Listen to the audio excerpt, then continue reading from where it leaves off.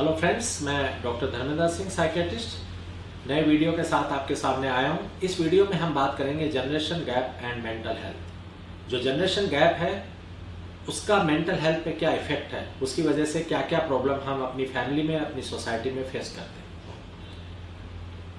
Generation gap जो हमारे दादाजी हैं, नाना जी हैं, जो पापा हैं, उनके और बच्चों के बीच में जो जनरेशन गैप है, क्योंकि देखिए आज भी हम साइकेट्रिक प्रॉब्लम, जो मानसिक बीमारी हैं, उसको लेके स्ट्रगल कर रहे हैं कि भाई इनको मानो, ये बीमारियां हैं, ये ब्रेन का डिसऑर्डर है, और लोग उसको मानने के लिए तैयार नहीं। 2023 में हम इतना स्ट्रगल कर रहे हैं, तो आप सोचिए कि हमारे दादाजी और नाना जी के टाइम पे साइकेट्री का लोग पी भी नहीं जानते थे। उस वक्त साइकेट्री की क्या हालत थी। इसकी वजह से उनका परसेप्शन अलग तरीके से डेवलप हो गया। उनके लिए सिर्फ मानसिक बीमारियां नहीं है, उनके लिए सिर्फ शारीरिक बीमारियां हैं। तो वो उसकी वजह से उसको एक्सेप्ट नहीं करते हैं। जैसे मैंने स्टिग्मा और सुपरस्टिशन की बात की थी पिछले वीडियो में।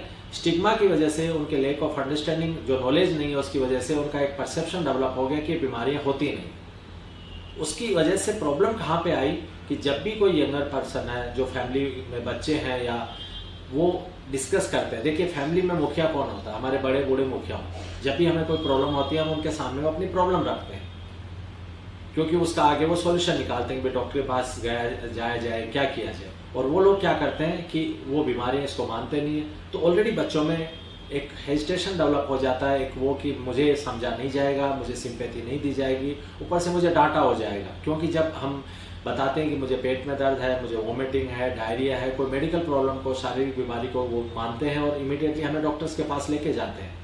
बट जब भी हम कोई बच्चा बोलता है कि मेरा मन ठीक नहीं है, मैं पढ़ाई में कॉन्सेंट्रेट नहीं कर पा रहा हूँ, मुझे वीकनेस लग रही है, तो बोलते हैं कि तू नालायक है, तू पढ़ना नहीं चाहता, तो इसलिए तुम बहाने कर रहे हो। और उसकी वजह से वो एक्सेप्टेंस और अंडरस्टैंडिंग की जो कमी है, उसकी वजह से वो बच्चे को डांट और देते हैं। इसके लिए बच्चा उस चीज़ से कतराता है कि अगर मैं इसको डिस्कस करूंगा तो मुझे नहीं समझा जाएगा, ऊपर से डांट और पड़ जाएगी। तो एक ये बड़ा इशू है, क्योंकि देखिए जब बच्चे को प्रॉब्लम है ऑलरेडी, उसको ही इज गोइंग और she is going through this pain, उनको ये मानसिक बीमारी है जिसकी वजह से उनको सारे सिम्टम डेवलप हो रहे हैं, वो अपनी दिनचर्या को अच्छे से नहीं कैरी कर पा रहे। और उसके साथ साथ अगर उनको ये लगता है कि मुझे कोई समझ नहीं पाएगा, तो उनके लिए डबल डायलेमा हो जाता है कि प्रॉब्लम भी है और मैं किसी के साथ शेयर नहीं कर पा रहा। सो ये एक बहुत बड़ी प्रॉब्लम हमारी सोसाइटी में, हमारे फैमिलीज में बनी हुई है, क्योंकि जो एल्डरली पीपल हैं उनका परसेप्शन मानसिक बीमारियों को लेके बिल्कुल अपोजिट है। इसलिए वो इस बारे में सुनना ही नहीं चाहते कि ये प्रॉब्लम है और ऐसी प्रॉब्लम कुछ हो सकती है। उसकी वजह से कई बार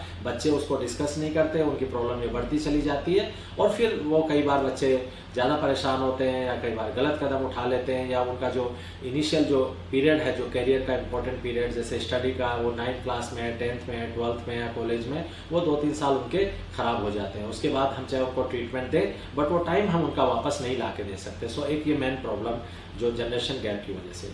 दूसरा रीज़न उसका जनरेशन गैप का क्या है? टेक्नोलॉजी। जो बच्चे हैं वो आजकल टेक्नोलॉजी से यूज्ड टू हैं, वो सोशल मीडिया पे रहते हैं। तो हमारे जैसे प्रोफेशनल जब अपने जो व्यूज शेयर करते हैं, वीडियो शेयर करते हैं, लोग उसको, इवन जो यंगर जनरेशन उनको सपोज पता भी नहीं है, तो वहाँ से लर्न करने की कोशिश करते हैं और उनकी धीरे धीरे एक अंडरस्टैंडिंग डेवलप हो रही है। बट जो एल्डर जनरेशन है वो अपने टाइम पे उनके सोशल मीडिया नहीं हुआ करता था, आज भी वो उसको यूज़ नहीं करते हैं, वो उसको कई बार फालतू की चीज़ें समझते हैं, और उसकी वजह से अभी भी उनका परसेप्शन जो लैक ऑफ अंडरस्टैंडिंग वो सेम ही कैरी कर रहा है। अभी भी उनके लिए मानसिक बीमारी कोई बीमारी नहीं है। सो ये कुछ रीज़न है जो जनरेशन गैप की वजह से, जो एक फैमिली में जो एक अंडरस्टैंडिंग का जो गैप है वो बढ़ता चला जाता है। उसकी वजह से ये प्रॉब्लम जो इजीली ट्रीटेबल हैं, जो इजीली बच्चा बता सकता है, वो बता नहीं पाता, और उसकी वजह से उसकी प्रॉब्लम बढ़ती चली जाती है। तो आज का जो वीडियो है उसमें मेनली मेरा ये मैसेज यही मैं देना चाह रहा था कि कैसे भी करके आप उनको, चाहे अपने ये वीडियो शेयर करके, उनको उनके साथ बातचीत करके, या जो एल्डरली लोग हैं अगर इस वीडियो को देख रहे हैं या देखेंगे, तो प्लीज़ समझने की कोशिश करो कि बच्चों को जज मत करो। मानसिक बीमारी, जैसे मैं हर वीडियो में बोलता हूँ कि ये ब्रेन डिसऑर्डर है, इसको आप एक्सेप्ट करें। और ये दूसरी जो हमारा मोस्ट इम्पॉर्टेंट पार्ट है हमारी बॉडी का, जो ब्रेन, उसकी बीमारी को हम बीमारी नहीं मान रहे हैं, और इसलिए हम हमारे जो आसपास के लोग हैं उनको भी समझ नहीं पा रहे हैं, और उसकी वजह से वो डिस्कस नहीं कर पाते, और ये प्रॉब्लम बढ़ती चली जाती है। तो हमें ज़्यादा से ज़्यादा इसके बारे में अवेयर होना चाहिए कि भाई नहीं, मैं अगर बच्चा बोल रहा तो उसको ध्यान से सुनूं, क्योंकि सबसे पहला स्टेप यही है। देखिए डॉक्टर से पहले किसका रोल है इन बीमारियों में या किसी भी बीमारी में? फैमिली का, क्योंकि डॉक्टर तभी ट्रीट कर सकता है, मेरे जैसा प्रोफेशनल तभी पेशेंट को हेल्प पहुंचा सकता है जब वो पेशेंट मेरे क्लिनिक तक या मेरी ओपीडी तक आएगा। वो लाने का काम कौन करेगा? Family members. और अगर सोचिए फैमिली मेंबर्स का जो परसेप्शन ही रॉन्ग है अगर मानसिक बीमारियों के बारे में, अगर उसको बीमारी नहीं मानेंगे तो कभी भी लेके नहीं पहुंचेंगे। इसलिए आप हमारे सोसाइटी में, मैं एज ए प्रोफेशनल एग्जाम्पल्स नहीं दे सकता, लेकिन आप देखिए लोग कैंसर से, बड़ी बड़ी बीमारियों से बच जाते हैं क्योंकि उनको पता है कि वो बीमारी है और वो डॉक्टर्स के पास टाइम पे पहुंच जाते हैं। इवन हमारे अब्रॉड में, विदेशों में भी जाके लोग इन सब चीज़ों का ट्रीटमेंट ले लेते हैं। लेकिन मानसिक बीमारियों से हम किसी भी प्रोफेशन में देखो, चाहे हम एक से एक बड़ा टैलेंट अपना खोते जा रहे हैं, क्योंकि जो दोबारा फैमिली की प्रॉब्लम, जो एल्डरली पीपल हैं या जो फादर मदर हैं या जो दादाजी दादाजी हैं, वो इन प्रॉब्लम को समझ नहीं पाते और इसलिए वो बच्चों की उसको एक्सेप्ट नहीं कर पाते, उसको डॉक्टर्स के पास या प्रोफेशनल के पास लेके नहीं जाते।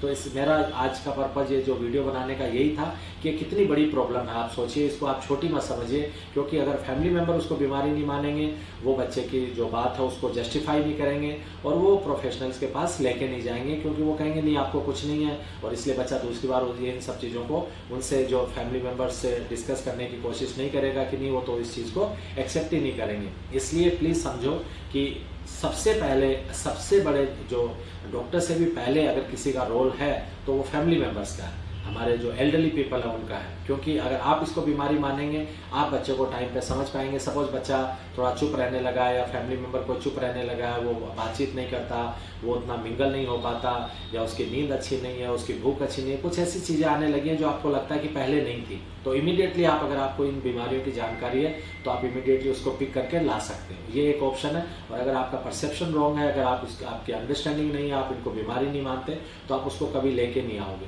तो मैं एज ए डॉक्टर बड़ी जिम्मेदारी के साथ ये कहना चाहता हूँ कि डॉक्टर से भी ज़्यादा अगर किसी का रोल है इन बीमारियों को ठीक करने में या इन पेशेंट्स को वैसी पहले वाली ज़िंदगी देने में, तो वो फैमिली मेम्बर्स का है।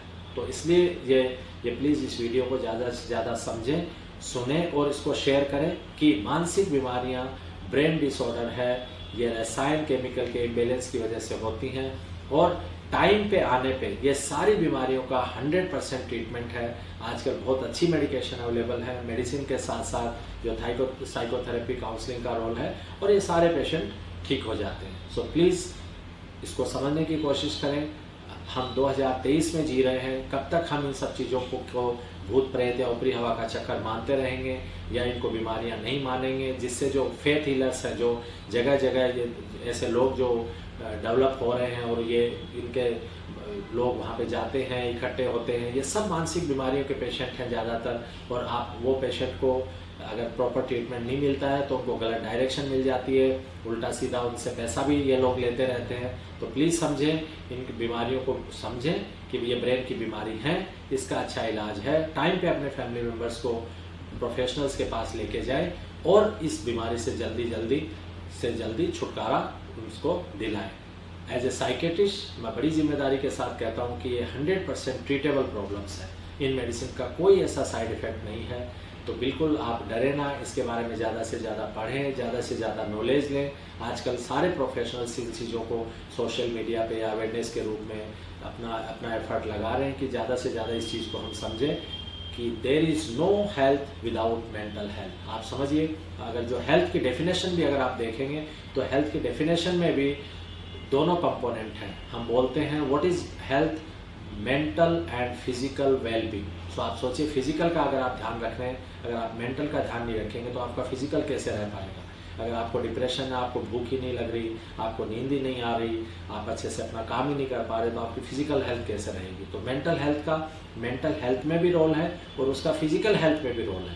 तो आप सोचिए, जो इतना बड़ा कंपोनेंट है हमारी हेल्थ का, जो मेंटल हेल्थ है, उसको हम इतना इग्नोर नहीं कर सकते।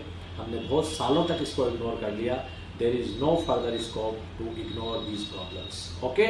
So please इस वीडियो को ज़्यादा से ज़्यादा शेयर करें और लोगों में जागरूकता फैलाएं। Thank you so much. Subscribe now.